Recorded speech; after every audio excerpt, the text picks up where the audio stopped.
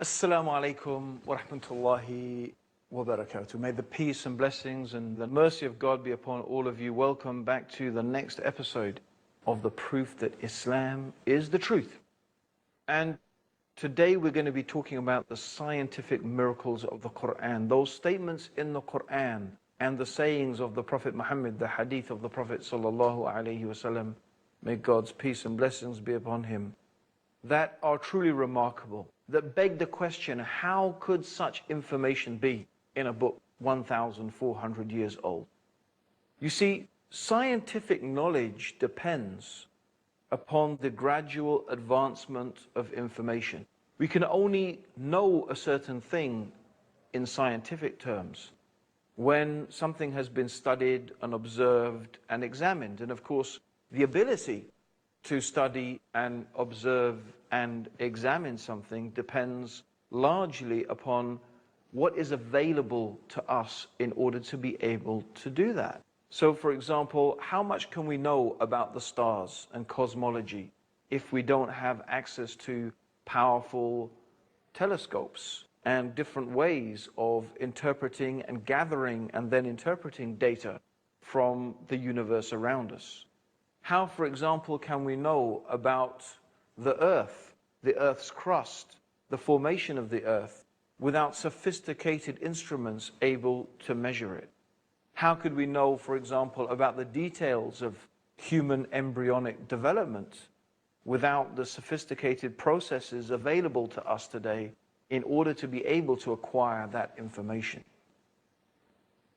This is something concerning how scientific knowledge comes to us. What if we were to come across a book, an ancient book, 1,400 years old, and this book was going to give us information? It was going to reveal facts that we have only discovered recently through our hard-earned scientific method of investigation. And that now, after continued observation and gathering of information, now we know, yes, these are facts, these are things that are true, but no one knew those things 1,400 years ago. No one even had the possibility of knowing those things 1,400 years ago.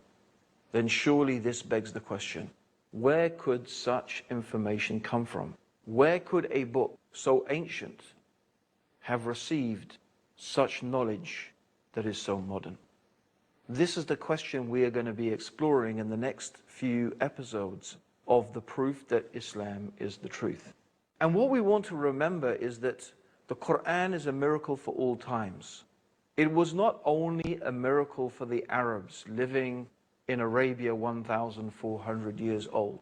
For them, the language of the Quran, its structure, its rhythm, its whole meaning was a miracle for them. They would hear the Quran as we've shown, and they would embrace Islam. It was enough for them. They knew that no human being could produce a work like this. We are not Arabs. We may hear the Quran, we may find it beautiful, we may not find it beautiful. So the linguistic miracle of the Quran, the miracle of the Quran's language, it doesn't mean that much to us. But we do believe that the Quran is a miracle for all times. It is just as much miraculous for you today as it was for those people living 1,400 years ago. But the way it is miracle, the aspect in which it is miraculous, is obviously going to change, because the things that we consider to be important today are not necessarily the things that the Arabs considered to be important 1,400 years ago. And just as poetry and language was what the Arabs living in the time of the Prophet Muhammad were so proud of, they were so proud of their linguistic abilities. Today, I think we could safely agree that it is scientific knowledge that we are proud of. We are so proud of the ability and the achievements of science. In fact, many people will hold up the achievements of science as one of the defining characteristics of the superiority of Western civilization. In fact, there is no doubt that the achievements of science have, by and large, in recent times, been a product of Western civilization.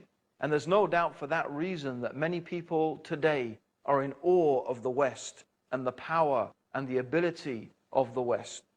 We study in universities based upon the patterns of Western institutions.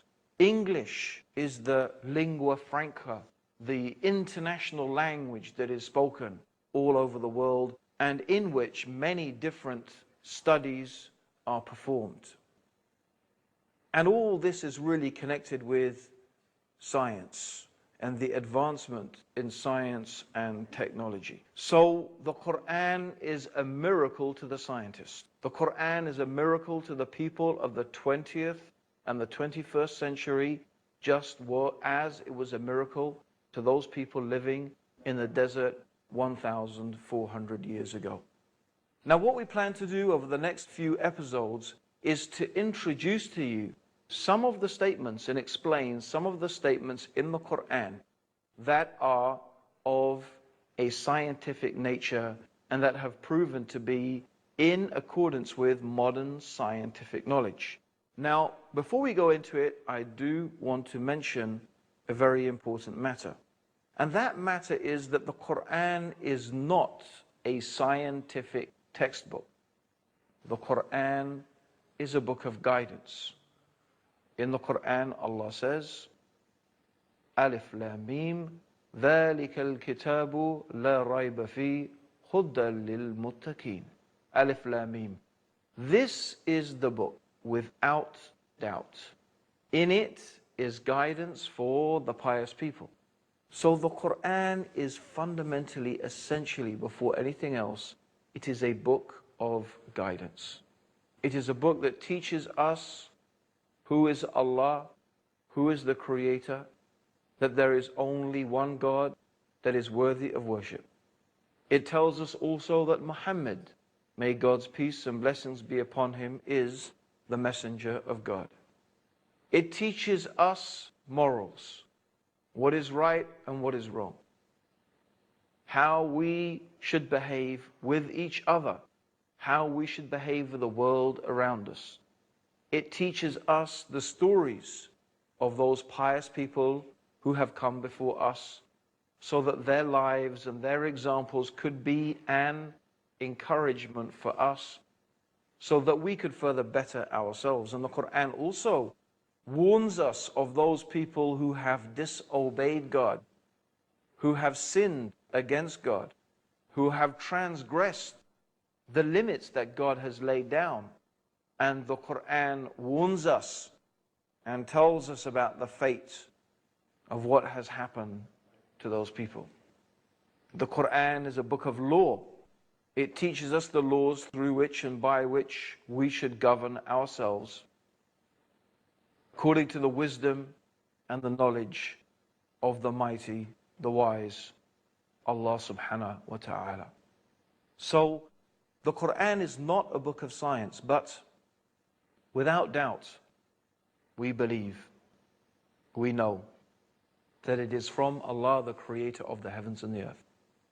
And therefore, it is not unreasonable to expect that the information that is contained in the Quran should reflect the perfect and absolute wisdom and knowledge that is from God. We should expect, of course, that a book that is from God to be consistent with the reality of the universe around us. Since God is the creator of the universe, and God is the creator of all things, and God is the one who knows everything, surely a book that is from God should be consistent with what we can observe to be facts. Now, importantly, we are talking here about facts. And so what I have tried to confine myself to are those aspects that are very clear and that are very obvious and that are not ambiguous. We're not talking here about so much scientific theory, although of course in a philosophical sense, every statement in science is a theory. Everything is a theory. It's only, in the eyes of scientists, a theory that is very, very strongly proven with very, very strong evidence, as opposed to a theory that may have very little evidence or perhaps even no evidence at all. And so scientists put their faith, as you could say, they put their faith in those theories which simply offer the best explanation and have the strongest degree of evidence. However, we have really only tried to select those statements from the Quran that are supported by the strongest degree of scientific evidence. And again, we only say this because the Quran is not a scientific textbook. It's not a book of science. It's a book of guidance. But we should expect that it does not contradict the reality of the world around us. So I have chosen some of those statements in the Quran that have also amazed and fascinated me personally. And I remember that when I first read the Quran for myself, one of the things that astounded me about the Quran was that it lacked the fables and the fairy tales and the type of fantastic statements that you would expect from a book that was revealed 1,400 years ago. In fact, what I discovered is that its statements were truly amazing. We will be talking about some of those things after the break. Don't go away. Stay there for the proof that Islam is the truth.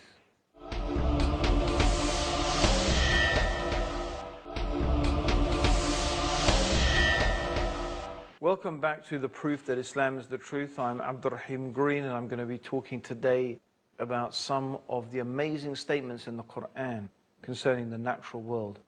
Some of the amazing findings that we find in the Quran that agree with present scientific observations. Amongst one of the most remarkable of them are without doubt the statements in the Quran dealing with the development of the human fetus. Now it's interesting as a comparison to see what was the state of knowledge at the time of the Prophet Muhammad, may God's peace and blessings be upon him. Because you would expect a work that has been made by human beings to reflect the ideas and the concepts that were prevalent at the time. If Muhammad, may God's peace and blessings be upon him, had invented the Quran, had authored the Quran himself, most certainly he would have picked up the ideas that were normal amongst the Arabs and the Greeks and the Romans and the Egyptians, and so on and so forth. So one of the prevalent theories was, of course, the Aristotelian theory, and Aristotle was one of the first people to really begin to make scientific investigations and theories as to the origin of human life. When I say one of the first people, certainly in the Western world, he was one of the first people. And also he's one of the people whose statements have been recorded and preserved for posterity. There may, of course, have been others. But his theory was very, very common. And his idea was that the male sperm acted as rennet in cheese to congeal the female menstrual blood. And from the congealing of the female menstrual blood, the human embryo was formed. Now, he based this upon his observation that when women became pregnant, their monthly periods ceased. And so he theorized that therefore something must happen to that monthly period, and what happened to it was that it congealed in order to form a human life. Now, of course, we realize at this time that such a theory is completely false. Even as late as the 18th century, a man called Hartsoker claimed to have seen through a primitive microscope various sperms of different animals. And so looking through this primitive microscope, he claimed that he could see inside the actual sperm a preformed human being, a little child crouched up. Similarly, he claimed that in the giraffe sperm, for example, you could see a long neck, and in the rabbit's sperm there was a big ears and stuff like that. And this was known as the preformation theory. Of course, again today we know that that is false. And it's an example, of course, of those type of theories that sometimes float around in science that later show to be false and even quite laughable. And that's the case with both Aristotle and the ideas that were prevalent in the 18th century. And it's not really until the 19th century that we began to develop an accurate description of the stages of human embryonic development. Now, what we want to examine is, what does the Quran say? If the Quran was a forgery, if the Quran was invented and written by Prophet Muhammad, as people claim, then surely it would reflect the ignorant beliefs of the time. However, it does not. Let us read the 23rd chapter of the Quran, verses 12 to 16. The meaning of it is this: we created man from a quintessence of clay. This, by the way, is referring to the creation of Adam. Muslims believe that God created Adam miraculously, not like the rest of the creation. He took clay, Allah took clay from different places in the earth, and He formed from this clay the shape of a man, and He gave life to this form, and thus Adam was created. And from the rib of Adam, Eve was created. So this is what Muslims believe. And so when Allah says, we created man from a quintessence of clay, this is talking about the creation of Adam. But the Quran goes on to say, we placed him as a drop. And the word in Arabic is nutfa. Nutfa means a drop, in a place of rest, firmly fixed. Then we made the drop into an alaq. And I will tell you what these words mean in a moment. So first, we placed him as a nutfa. Then we made the drop into an alaq. And then we changed the alaq into a mudgha. And then we made out of that mudgha bones. And then we clothed the bones with flesh. Then we caused him to grow and come into being and attain definitive form. So Allah is mentioning the stages: nutfa, alaq, mudgha, laham. Okay, so these are the stages. And then we begin to look like human beings. And Allah goes on to say, blessed be Allah, the perfect creator. After that, you will die. Again, on the day of judgment, you will be raised up. It's very important, my dear listeners, that Allah, at the same time as He is mentioning these amazing and astounding facts that science has only discovered recently, immediately afterwards Allah is reminding us that you will die and you will be raised up on the day of judgment. Just as Allah created you in stages, from a thing that clings, from an alaq and a mudgha, and from laham, from all of these things, Allah most certainly will create you again on the day of judgment. Now the Prophet ﷺ, nutfa means a small drop that is emitted. And the Prophet ﷺ referred to this nutfa as both belonging to the male and the female. In fact, he mentioned that these nutfa are mixed in the creation. This is what he mentioned in an authentic hadith. The nutfa, the drop from the man, which is the semen, and from the woman, which is of course the ovum, their nutfa, the small drops, they are mixed. So this is very important because the Prophet is mentioning that the human being comes from both the man and from the woman. This already goes against the theories that were prevalent at the time.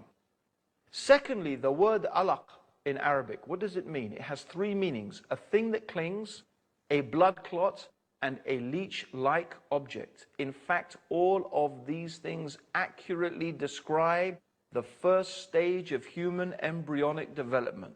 After the fertilization of the egg, our blastocyst develops, which has on its exterior villocytes which literally cling to the wall of the uterus. So it's rather like Velcro. They cling to the inside of the uterus in the womb. This is what happens to this alaq, a thing that clings. And then it goes on to resemble exactly a leech-like object. The similarity is absolutely remarkable, not only in appearance, but also in behavior, because a leech also takes blood from its host. Similarly, the alaq stage also takes nutrition and blood from inside the mother. So it goes on, and it also resembles at a later stage after that a blood clot. So this is the first thing. The word alaq describes exactly the first state of human embryonic development. This is not something that could have been known 1,400 years ago. It is impossible, because this stage of human embryonic development is something that only can be observed with powerful microscopes. Yet, description is accurately mentioned in the Quran 1,400 years ago. So it mentions then from the alaq stage, it becomes a mudgha. A mudgha means like a chewed piece of flesh. And this is exactly what it likes. The Prophet Muhammad sallallahu alaihi wasallam, the Quran also said, partly formed and unformed. So it has bits that are slightly formed, bits that are not. And if again you look at this stage, it looks exactly like a piece of meat that has been chewed. Then the amazing thing is that the bones precede the development of the flesh. The bones come, and then on the bones the flesh grow. Although the time between the growing of the bones and the flesh is very, very close. And it's very interesting that the word that is used, the term that is used in Arabic, the word indicates speed, one thing following another very, very closely. Even the structure of the words in Arabic are consistent with the development of the human embryo. And then the Prophet Muhammad sallallahu alaihi wasallam said, when 42 nights have passed over the conceptus, Allah sends an angel to it who shapes it and makes its ears and its eyes and skin and flesh and bones. And then he says, O Lord, is it a male or a female? And your Lord decides what he wishes, and then the angel records it. It is also true that you cannot determine the sex of the fetus until just after 42 nights. How did this information come to a man living in the desert 1,400 years ago? Most certainly, this is the evidence that the Quran is from Allah and that Muhammad is his messenger. Join us for the next episode of the proof that Islam is the truth. And until then, Assalamu alaikum wa rahmatullahi wa barakatuh.